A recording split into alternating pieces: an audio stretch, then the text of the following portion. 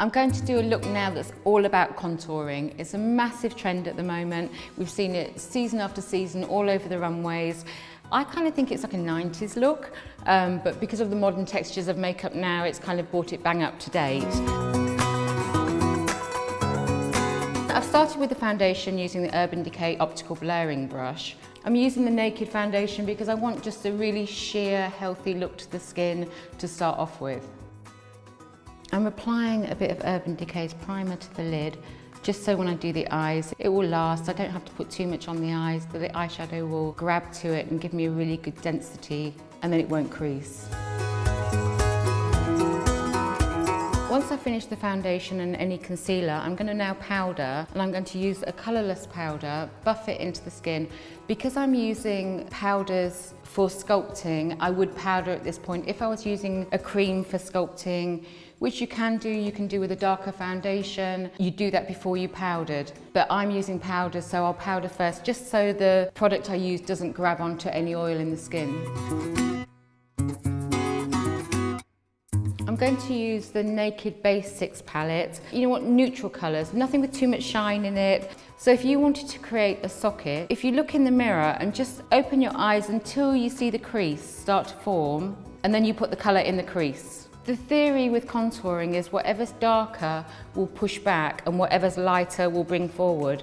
So I want to create a bigger socket here, so I'm pushing it back with the darker eyeshadow. And this look is all about blending. You don't want any hard edges. And I'm going to follow this shape through to the top and blend it all together. So this way I'm lifting out the eye and creating that hollow. So I'm going to take the shade WOS. I'm going to put this on the lid as I want to pull the lid forward. Whereas I've taken the socket back, I now want to bring the lid forward. This is where I want to open, so I'm applying it to the corner of the eye. I'm going underneath the eye with the same two shades mixed together. In the matte palettes there's always a shimmer, and I'm applying that right to the centre above the pupil, so it will really catch the light and again open the eyes. I'm using Venus, which has got a really pretty shimmer, and I'm just using that above the highest point of the arch of the brow. Again, this will lift the eye. I'm doing one eye at a time, so I can just show you the difference in how it can actually change the shape of your eyes. But if you're doing it at home and doing it yourself, if I were you, I'd do a little bit there and follow it, otherwise you might end up with completely odd shaped eyes. The thing with contouring is to choose shades that are a couple of shades darker, a few shades darker than your natural skin tone. So however light you are, so just adapt it that way, but you don't want anything with too much colour in it. It is those kind of soft taupey shades. When you're blending and you're shading, always blend upwards. If you blend down like that, you're going to drag the eye down. So you're always blending upwards to lift the eye.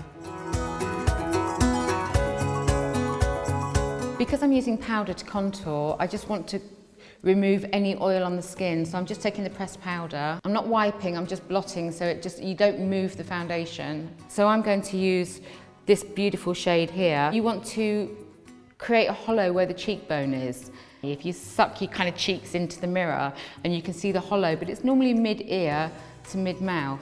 I love this brush for it because it's angled, so you can follow the shape of the cheek. Don't worry if it's looking a bit stripy to start off with. You're going to blend this afterwards. You can take your optical blurring brush again and buff away any hard edges. This look is not supposed to look like stripes down the side of the face. It's supposed to be a real subtle hollow.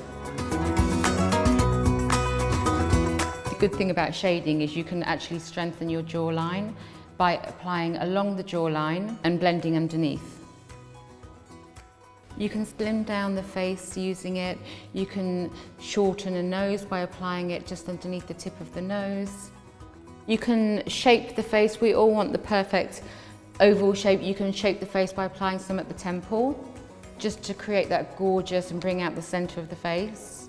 Draw a line down the side of the nose. Keep it straight, otherwise you'll look like you've got a broken nose. And again, the same distance on the other side.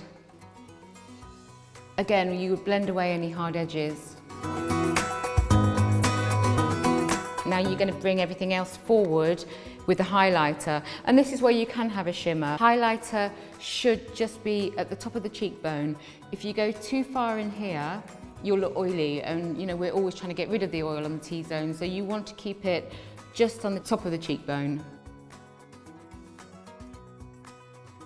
So you're bringing this out, taking that in. You can take the highlighter down the centre of the nose. I like to add a little bit to the Cupid's bow to bring that out, to make the lips look more pouty here.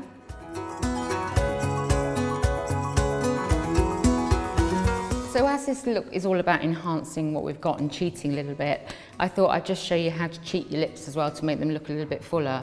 So you want to take a neutral lip pencil, and I'm using Naked because it's a really good universal colour. You're going to draw the line just on the outside of the lip line. You're not going over, you're just going on the outside. And this just enhances kind of any fullness in your lips.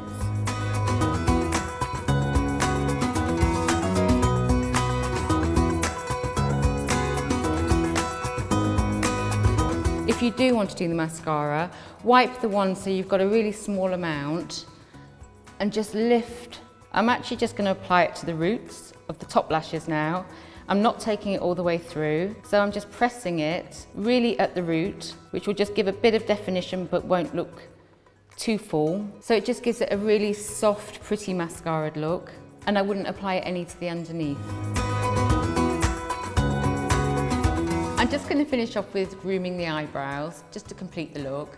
So I'm just going to brush them upwards. Then I'm going to take a little bit of the powder and brush it through, just mimicking the hair. The highest point of the brow, always go from the top, so you don't close the eye. You don't want to go too dark with your colour, so choose a colour that matches. I'm just going to take a little bit of Brow Fix, the wax, to just brush through, to hold them in place. So this is the contour look finished.